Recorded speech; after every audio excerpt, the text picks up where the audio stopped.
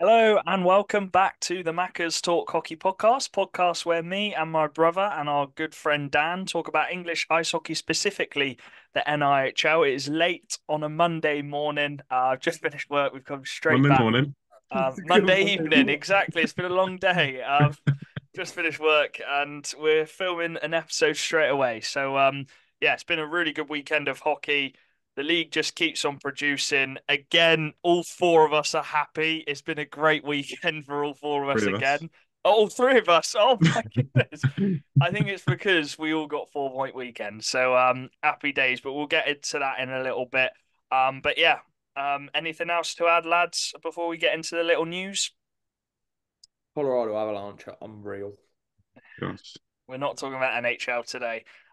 Right. So the only news I've really got is Callie Robertson signed back with the Pitbulls. Obviously, he's been around a few teams. He struggled to kind of settle at a team, I'd say. But he had his best season with the Pitbulls.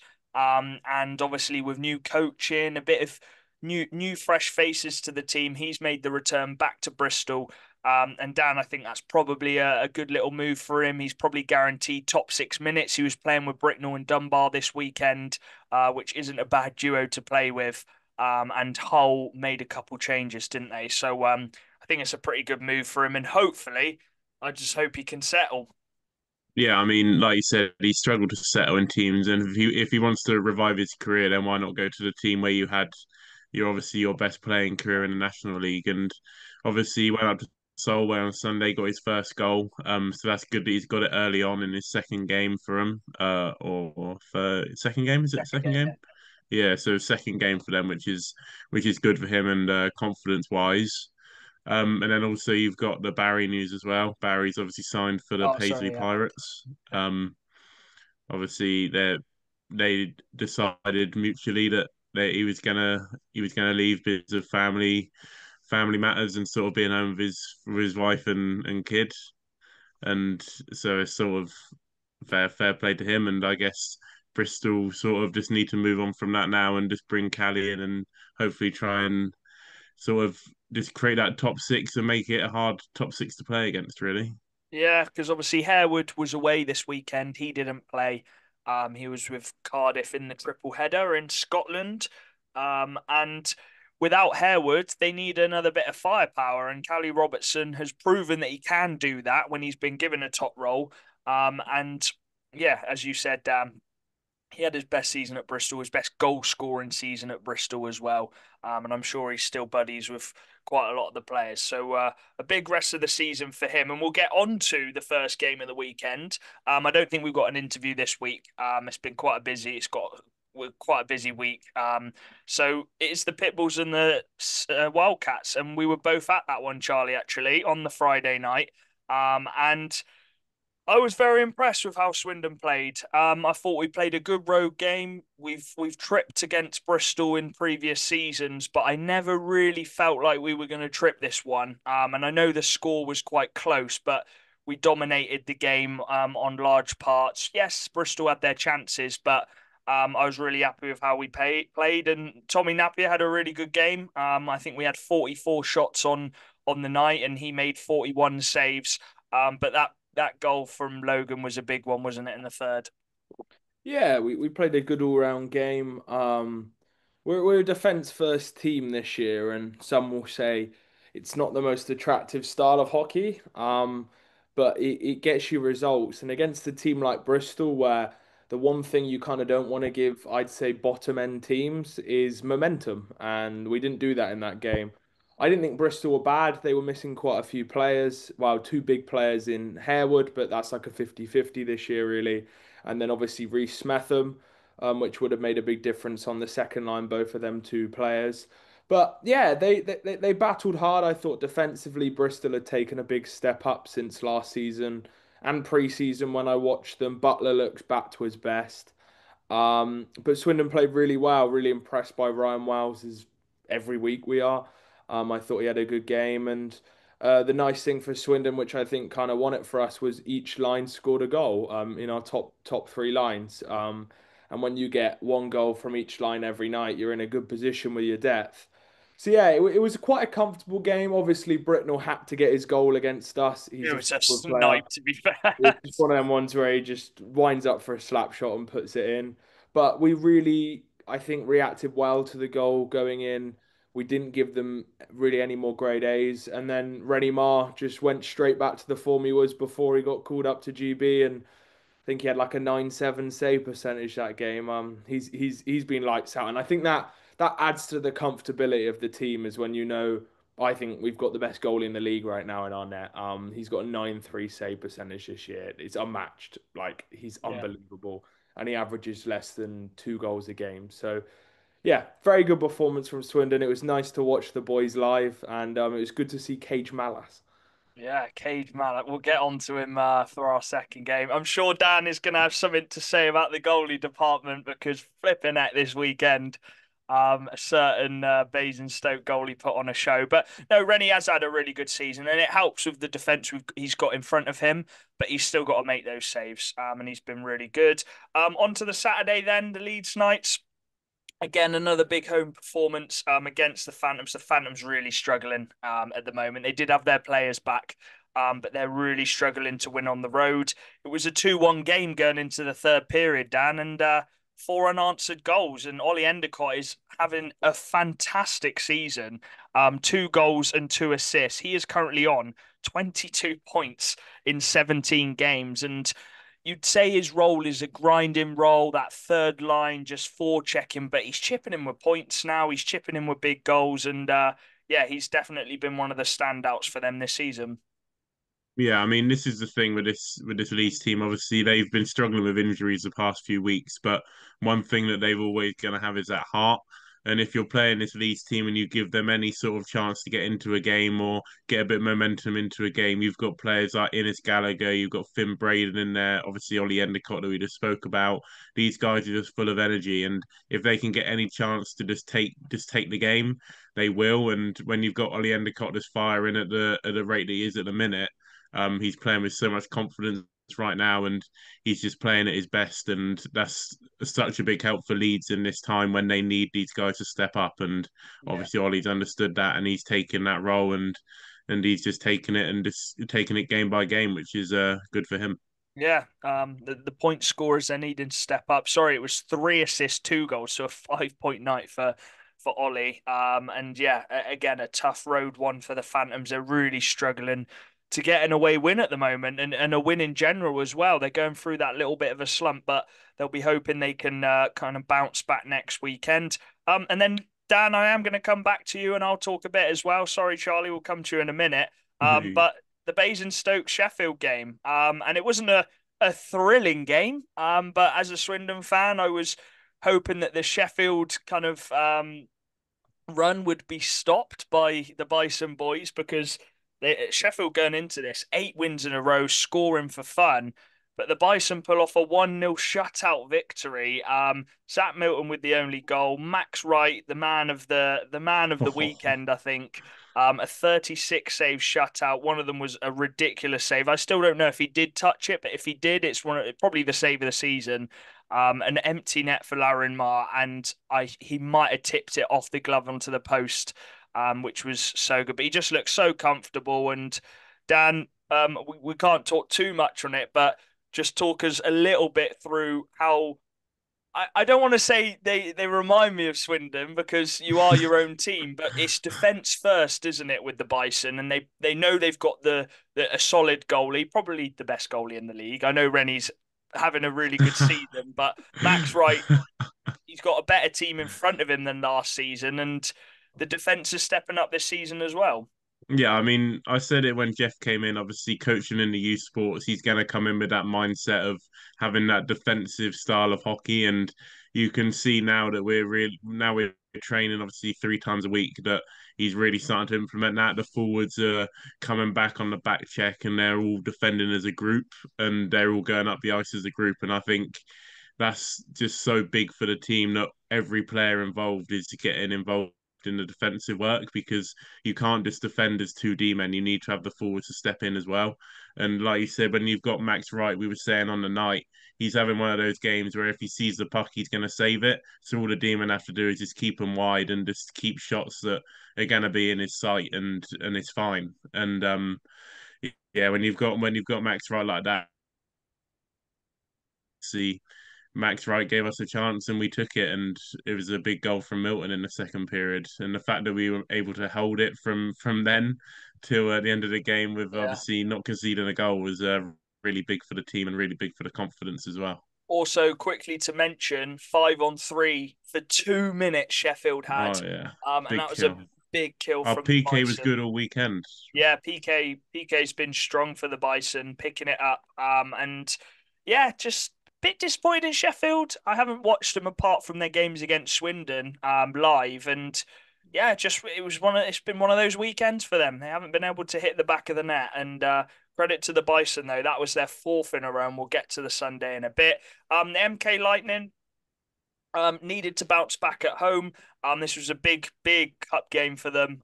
They needed to win it to give themselves a chance to get through. Obviously, they're still waiting on other results, but I think this win will probably put them through because they do have head to head on a few other teams. A 5-2 win against the Raiders.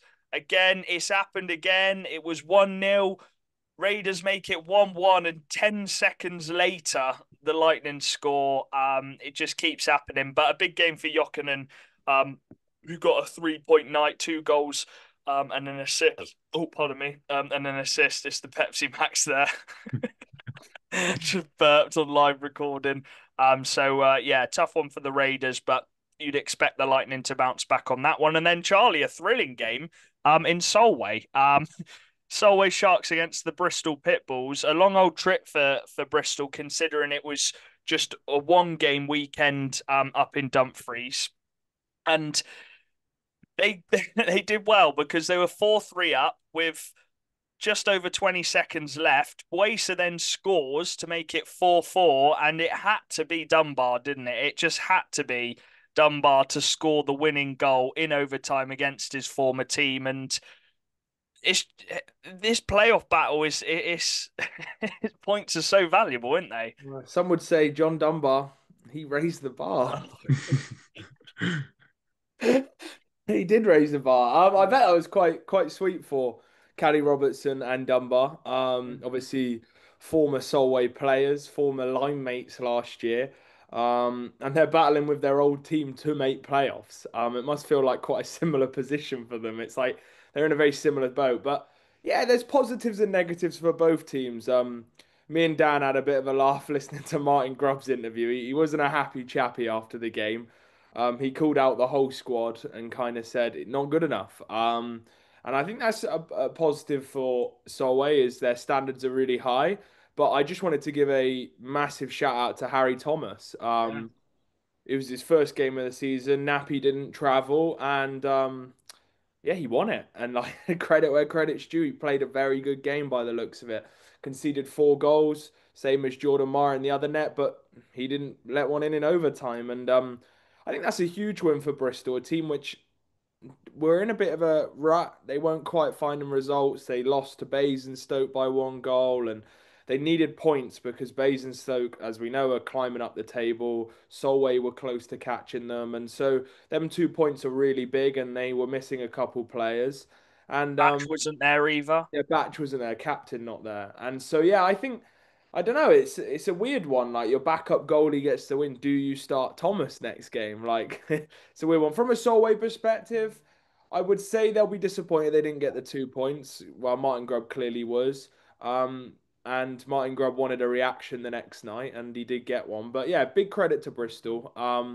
It's a long old trek to Solway, and Solway have had some good form in that rink. They beat some good teams recently there, Romford and Swindon being them, and Bristol came away with 2 points, which is all they care about. So, yeah, the bottom 4-5 battle, probably five now, isn't it? Phantoms would kind of be in that mix Yeah. now. It's an absolute cracker at the bottom because every team seems to be picking up a minimum of 2 points a weekend. Yeah. You're right, because even that point, I know Grubb was disappointed, but scoring with just over 20 seconds left. That point could then be a big point for them. They are struggling to win in overtime. I will say that, Solway. I think that's three overtime losses in a row they've had. So the luck's not quite on their side at the moment.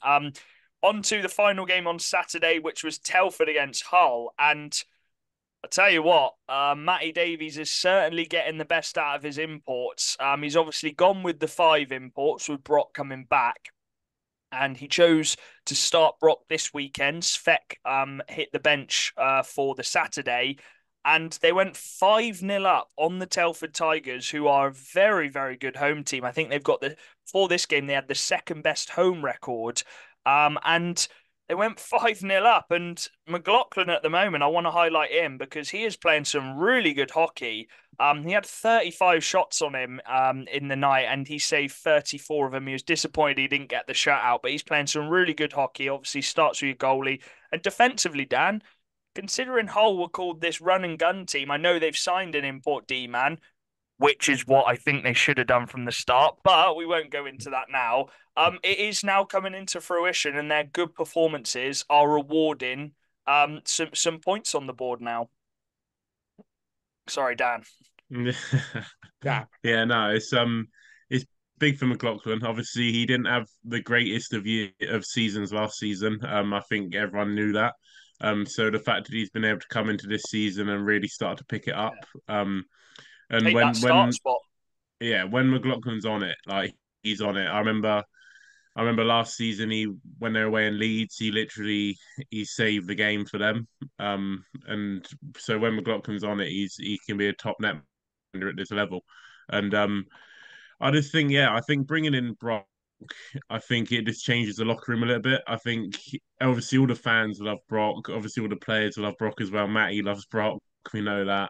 And I think just bringing Brock back, I think it just gave that team a bit of a buzz. You know what I mean? It gave them a bit of a push to really go out there and sort of play. And like like we said with the five imports, it does put pressure on imports, but maybe that could be a good thing. It's obviously you're getting the best out of the players that are playing on the night because they know that their spot isn't always guaranteed for the night after. And I think when you're playing for your spot, you're gonna obviously try your hardest, and that's exactly what Matty wants. And obviously they went out there that night and they showed that they deserve the spot that they've been given. So, well, fair play to Haaland. They just need to keep going, and what a weekend for them.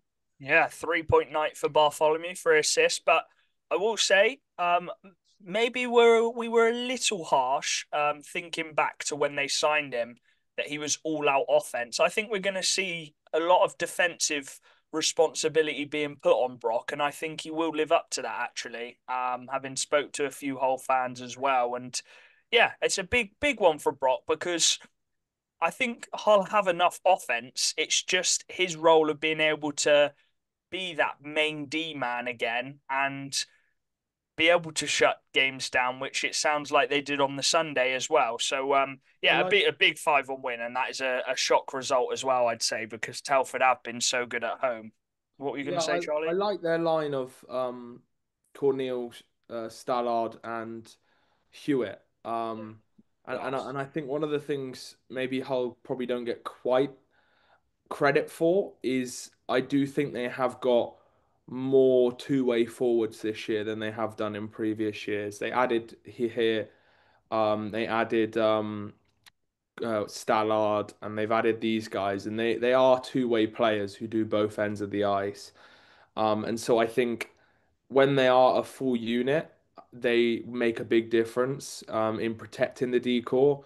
I think the biggest thing with Brock is the fact he can log 30 minutes a night, and Yeah. he can do that to a high standard because they do need a guy probably next to Spraggan who will just log minutes. Yeah, he's going to be playing a lot, I think. But he's the import D man, and probably played more minutes when he was with him last time. On to the Sunday then, the early game. And the Sheffield Steel Dogs, a tough weekend for them, just the one goal. And the Telford Tigers, they had a tough result on the Saturday, but they bounced back with a huge away win in Sheffield. Harry Ferguson with both the goals for the Tigers, and Dan, just shows you can have a really poor night on one game and then you can go to the next one and get a big bounce back result. And that's exactly what they did. They capitalized on a Sheffield team who struggled the night before to put the puck in the net. And shout out Ben Norton. I'm so happy for him. That is the game he would have been looking at. Obviously, getting that game against his former team. He'd say it himself. He didn't quite have the best season last year. Obviously, had the injury as well. And Brad Day's played the majority of the games so far this season, but he comes into the net and faces 42 shots, saves 41 out of the 42. He's still only 21 years old, which is the nuts thing. Like he's still right at the start of his career, but that is a huge game for him, isn't it? And it gave Brad Day a night off, and it gives Tom something to think about now because that's a big performance from Ben. Yeah, I mean that's a confidence boost right there. Like you're playing against your former team and obviously being able to show Tom Watkins what you can do. Yeah, Even he would say as well, like he was saying about last season, he's not really started this season off great either. And I think he has been struggling to find that sort of form. So hopefully now after this game, Tom can sort of look at him and look at him through training and maybe say, right, we're going to give you another start. We're going to keep it rolling, see what we can do. And because I'm sure Day's not going to be the type of guy that's going to be demanding game time. I'm sure he's happy to be on the bench and just watch Ben Norton obviously grow in his career and grow as a goaltender and work with him that way, which is what we said before the season. That's why we think it was going to be such a healthy tandem for Telford. So yeah, I think if Ben Norton can go on a bit of a run now, I think Telford are in a very nice spot with their goaltending because you've got two capable goalies there that are able to stand on their head on their night. And if your goalies are playing well, like I've always said, your team's going to always have a chance. So the goaltending is so important for these teams. I forgot to mention as well. Shout out to Nick Oliver. Yeah, back in the lineup this weekend. Obviously, McPhee's out at the moment. He's got Uh, such a good slap shot. oh yeah, I yeah, love his yes, slap shot. I remember in MK, he sniped one top corner. He did one against Swindon as well. yeah. Yeah, I remember that. He's got a snipe on him. But he filled in this weekend, and that's a big, big moral boost for the defenseman on Telford. After conceding quite a few goals the last couple of weeks. So yeah, shout out to them. On to that game you're on about, Charlie. Martin Grubb wanted a reaction, and he got a reaction on the Sunday. Some players really stepping up, starting with Duncan Spears getting the hat trick. One of them being a short-handed goal in Romford, where Romford have romped past a few teams. They've scored a lot of goals this season, but the Sharks scored more, and that is another big 2 points. They've got a 3 point weekend against Swindon, a 3 point weekend against Romford, and now another 3 point weekend um, against Raiders and Bristol, and that is massive for them in trying to get that playoff spot.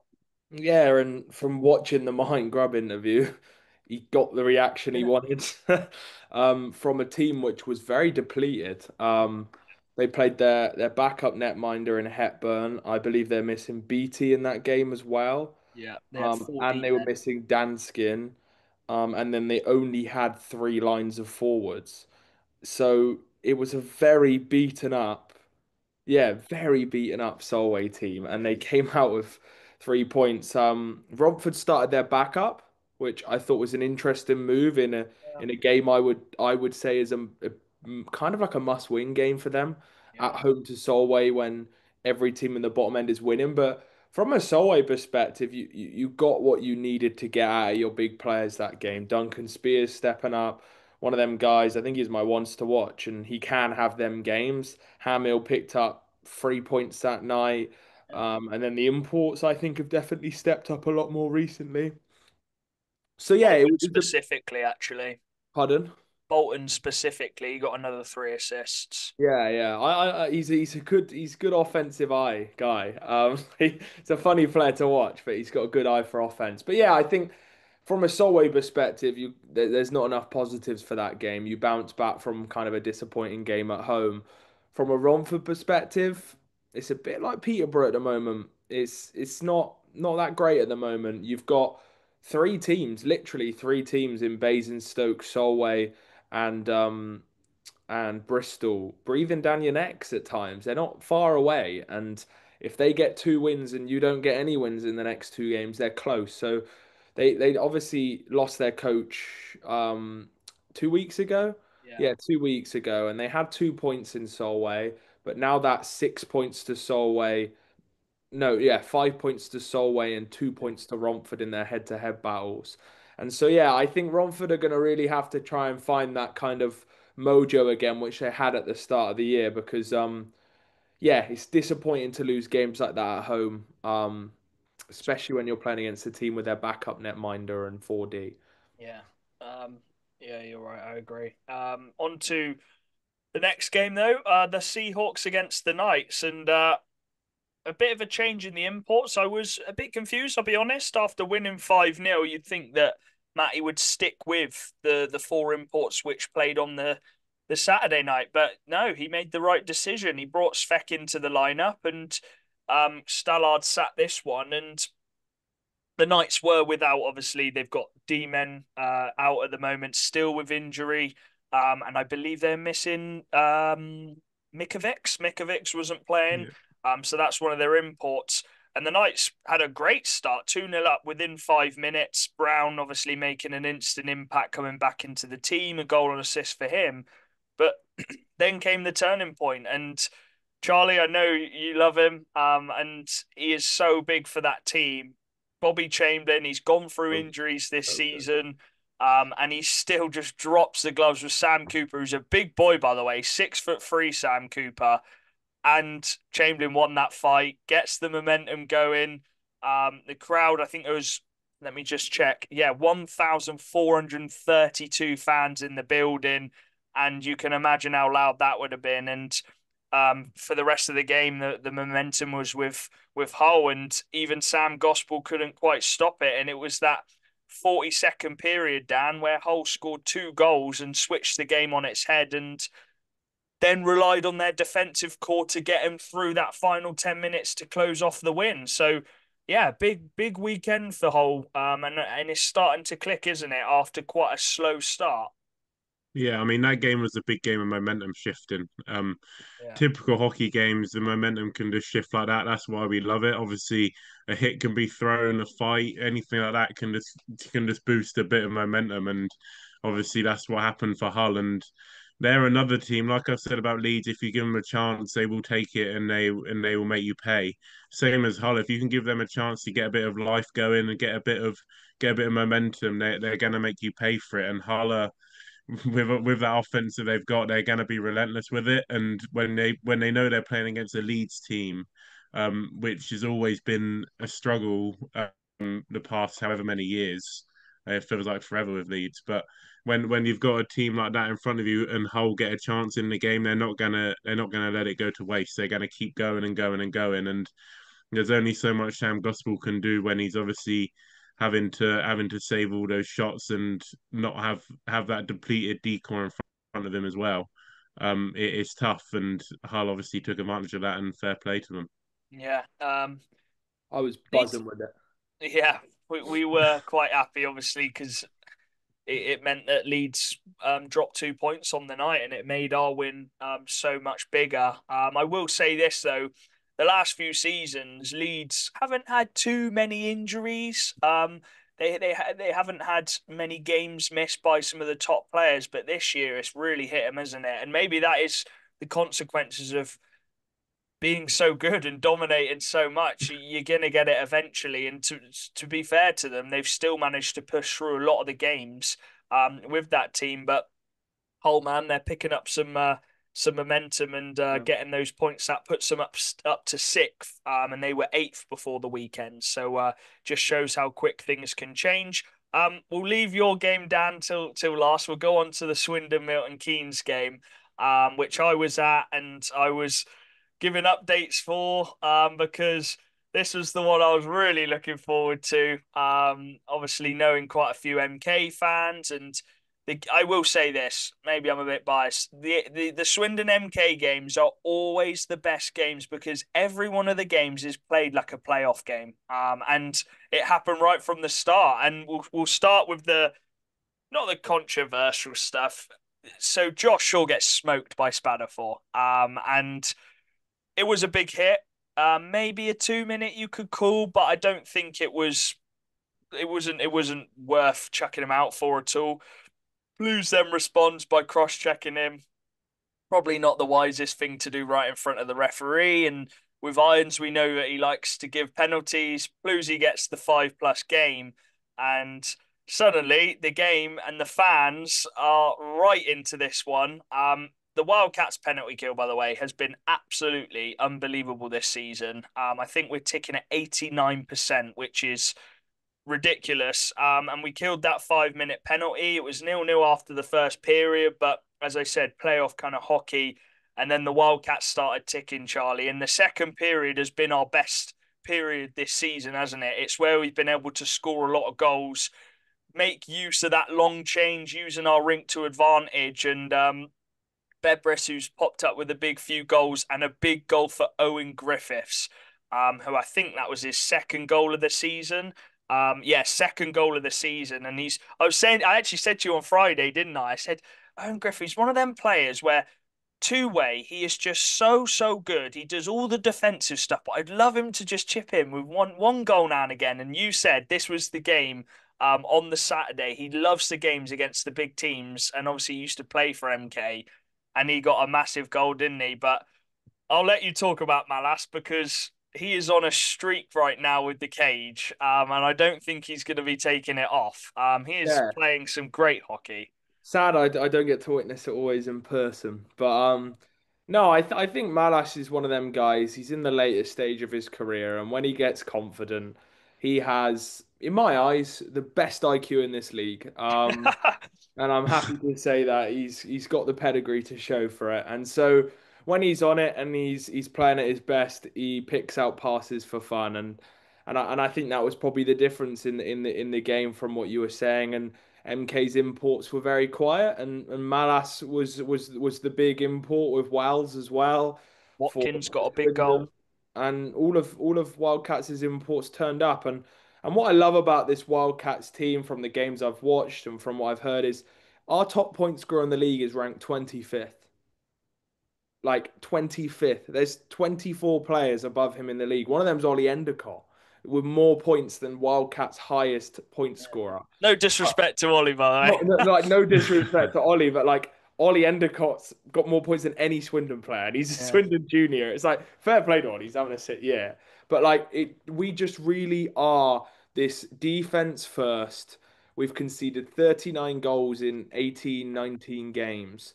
And it's really defensive and really all-rounded hockey where all your lines contribute. And I just think it's how Now wants to play and has wanted to play for a while now, and we're really starting to see it come through. And in a game against MK where the tension was high, we had a 5 minute PK to kill.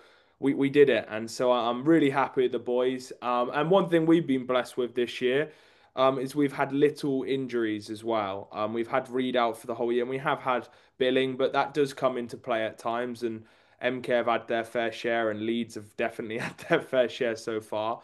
But yeah, it's just consistently getting results at the moment for Swindon, and I think this weekend was one of them ones where our results paid off a little more with Sheffield dropping 4 points, Leeds dropping 2 points, MK dropping 2 points. It pays off a bit more when everyone else drops points around the top half and you get your wins. Yeah. Wellesley, by the way, it's just another massive goal from him. Absolute snipe. And yeah, I do want to shout out an MK player though. Malik was unbelievable. He was their best player by a mile. He's absolutely sniped one out of nothing into the top corner. But he was just, yeah, he was so active. Griffin didn't play the game. Logan put a big hit on him because of it. It was that playoff type hockey. And Malik played a lot of minutes last night.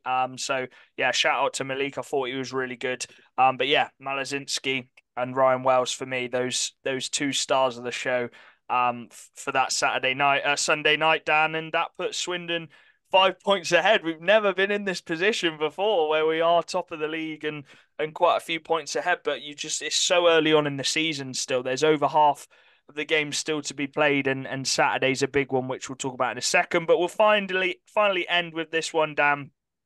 5 wins in a row, 4 point weekend, another away win against Peterborough. Before we get into the game, Bison have now beat Sheffield, Leeds, MK, and Peterborough in that 5 game span. Dan, you're just rolling at the moment, mate. Maybe just a bit of a wagon, mate. Just doing our thing, going to these rinks, going home. That's all you got to do. But no, we we seem to be turning a corner now. Now we're getting regular training, back on home ice. We're getting that momentum from the fans and stuff like that. Everything just seems to be looking right for us at the minute. All the players are stepping up. You've got the imports that are playing really well right now. Obviously, Selen and Spadafora. Spadafora is now our top point scorer in the team, followed by Selen with 1 point under. Um, and we're just playing like as a really solid team. I think our locker room is great this year. I think we've got a really tight bond, and I think we've always said that this team is going to be playing for the badge on the front, not the name on the back. And I think in your first year, that's so important because you've got guys there that Bainstone means so much to them, and these wins just mean so much more than just 2 points. Yeah. Because it's their childhood club or it's a club that they've made so many memories at. So, yeah, having guys like that is so important. But to go to Peterborough, obviously we know how hard it is to go there, and to come out with 2 points in the way that we did is very very big for us, and another big confidence boost. Obviously, going 3-1 down. We gave away a lot of penalties last night. I think that was one thing that I would change with us that game. We got dragged in a bit too much, something that we've not done too much of this season. But we got dragged in a bit last night, and we paid for it. Obviously, Phantom scoring 2 power play goals. But we obviously scored all 3 of our goals on the power play as well. So it's nice that we were able to score on the power play. That's another thing that we struggled with, and it was good to see the Brits coming up big. Obviously, Ralph Harding and Milts, who's stepping up since that Leeds game as well. He's been getting some big goals for Got us, three and goals in 3 consecutive games now.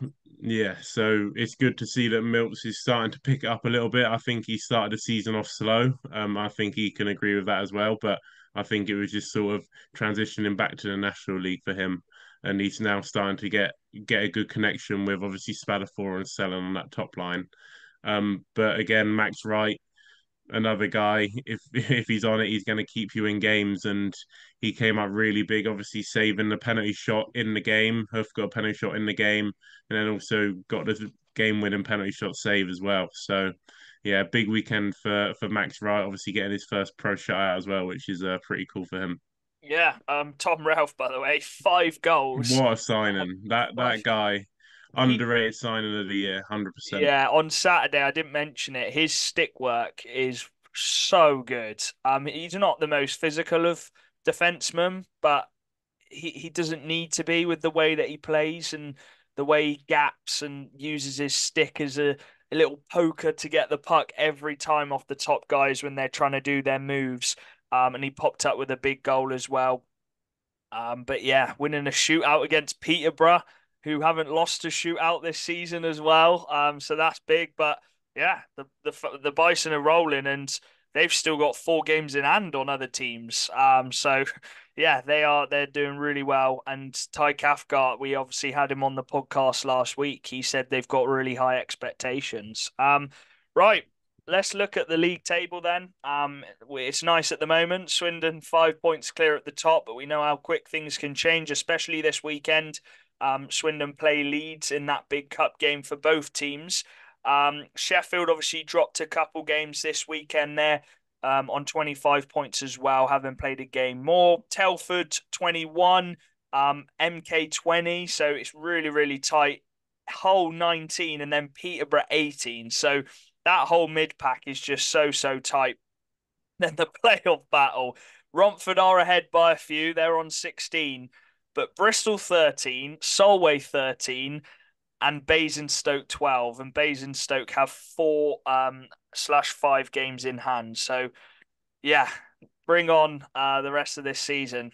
It's been amazing. Anything else to add, lads? It is a late one. Before we wrap up. I like Cage Boy Malas. Yeah, keep the cage, Malas. Even when he's not injured anymore. Dan, anything else to add? Who have you got this weekend? It's a big weekend for Bison. Obviously, Telford on the Saturday and Yeah. Romford away on the Sunday. That Ooh. those are games that we can win. Obviously, from how we've been playing the past few weekends, we should go into that game with high confidence. And these are teams that we need to be taking points from as well. Obviously, these are the teams that are going to be around us in the table. Um, they're not. It's not like you're going away to Leeds. It's not like you're playing Sheffield. You're not like playing MK. You're playing teams that are going to be around you, and we need to be getting points from these games. Otherwise, all of those games don't really matter. So going to Romford's going to be tough. You never know what you're going to get with Romford. But I want to beat Telford at home. Obviously, you should always try and win your home games, and then the road games are obviously an extra. But the way we're playing right now and the confidence that we've got, I like our chances, and I really hope we can pull it through. Yeah, a lot of overtime points at the moment for teams, so we'll see how that comes into play. Right, please do subscribe, follow all our socials at Macca's Talk Hockey. I try to be consistent, but we managed to get another pod out today. And we'll see you next week, hopefully. We'll see if we get an interview. I'll message a couple players, see when they're free, but we'll see you in the next one. Peace.